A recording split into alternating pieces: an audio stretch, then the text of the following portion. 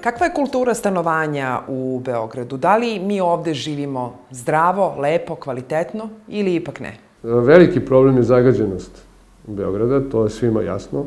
I to je problem koji mora se rešiti sa većim dohotkom nacionalnim, bez toga nema, bez voženja kvalitetnih automobila, bez izbacivanja teških kamiona koji zagađuju. Mi nemamo srećenu industriju sa ekološkog stanovišta, nažalost, i zbog drugog je šteta.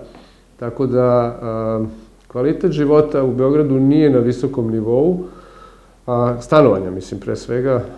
Imate situaciju da ima jedan deo ljudi koji ima mnogo sredstava i može sebi da priušti zadovoljstvo da živi u kvalitetnim prostorima i veliki deo građana koji ne može sebi da priušti to.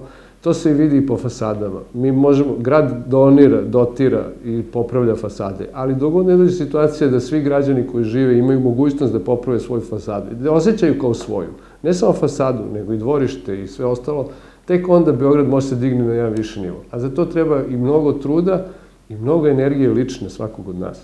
Kad bi svako od nas doneo nešto dobro, umesto da baci opušak, da baci papir, onda bi sve bilo mnogo lepše.